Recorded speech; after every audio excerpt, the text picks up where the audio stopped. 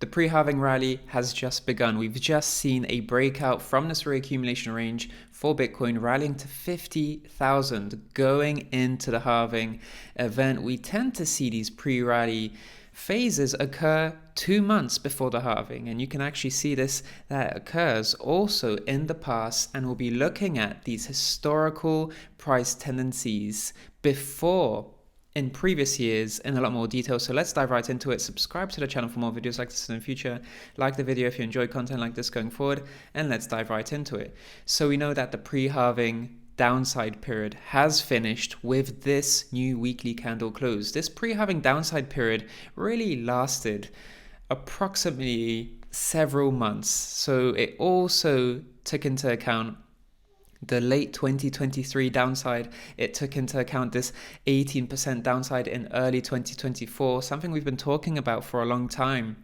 Downside in late 2023 and downside also in early 2024. We got those pullbacks, and that pre-halving downside period is now over. Now we're transitioning into the pre-halving rally period, which tends to occur 60 days, roughly speaking, before the halving event. And you can actually see that this breakout in Bitcoin's price action has occurred a little bit ahead of schedule, a few days ahead of schedule. But like clockwork, we're already seeing history repeat, because historically we tend to see a breakout rally to a pre-halving rally phase 60 days before the halving. So let's talk about this phase in a bit more detail, and also the next phases that await us in the coming months as we approach the halving. So let's talk about 2016 first of all, because this cycle was a story of reaccumulation ranges for Bitcoin. We got this accumulation range, and then a breakout into a reaccumulation range, and then another breakout, and then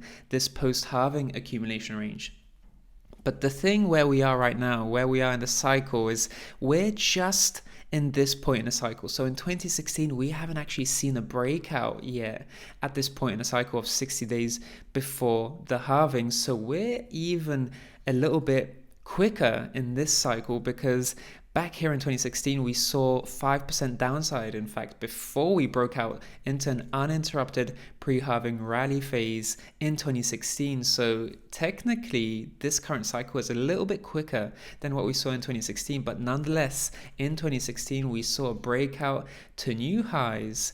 And then once we local topped at this level of around $700, we then transitioned into a post-halving reaccumulation period. But of course, we can't forget about this pre-halving retrace, which occurred approximately 4 weeks before the halving event. So that's really important to take into account. We're approximately 2 months away from the halving, and 4 weeks before the halving event is when in 2016 we saw a local top before a pre-halving retrace. And if we focus on 2020, for example, at this same point in the cycle of 2 months before the halving event, we actually saw this March 2020 situation resolve itself and then spring back up into an uptrend. So we then saw upside and uninterrupted upside with many dipping opportunities, but generally the trend was towards the upside before we local topped approximately 3 to 2 weeks before the halving of itself. We then transitioned into the pre-halving retrace phase. Here we saw a retrace of 20% towards the downside before we move into a post-halving reaccumulation period that lasts, in this case, at least several months before parabolic upside. So looking at all of these cycles, what can we anticipate for Bitcoin's price action in this current cycle? So we are in the pre-halving rally phase. We're going into local top at some point in this uptrend, but this uptrend has only just begun. We'll probably see a bit more upside, whether that's continued upside or slow upside and reaccumulation at these highs. It's difficult to say at this point in the cycle, but generally speaking, at some point, we're going to see a few weeks before the halving, we're going to get that pre-halving retrace. And we saw a 20% pre-halving retrace in the past in 2020. In 2016, we saw a minus 40% pre-halving retrace right over here. That downside wick really extended that pre-halving retrace. But even if we were to forget about that downside wick, this is still a 29% pre-halving retrace. So anything from 20 to 30% is something that history is suggesting could occur in this cycle.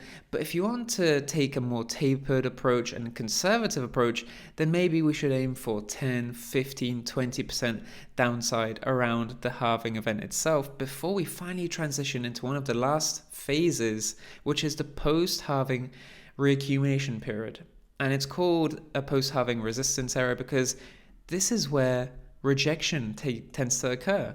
And this rejection tends to force price into sideways price action for multiple weeks, maybe even multiple months. In 2020, you can see that this is a reaccumulation range here, sideways price action for a long time, even here as well in 2016, sideways movement throughout this entire range before finally breaking out from it, retesting it as a support, and then rallying higher.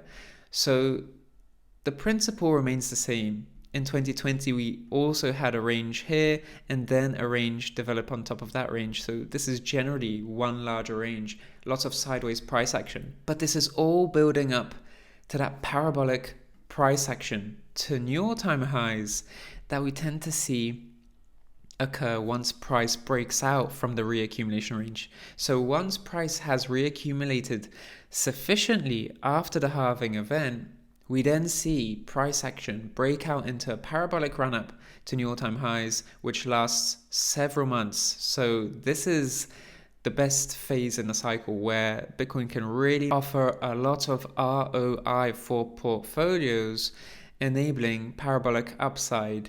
And this is where you see extreme FOMO occur in the cycle. This is where you see peak greed take place and targets of 1 million come out in the news from the news outlets. But generally speaking, this is where Bitcoin tends to really accelerate in its uptrend.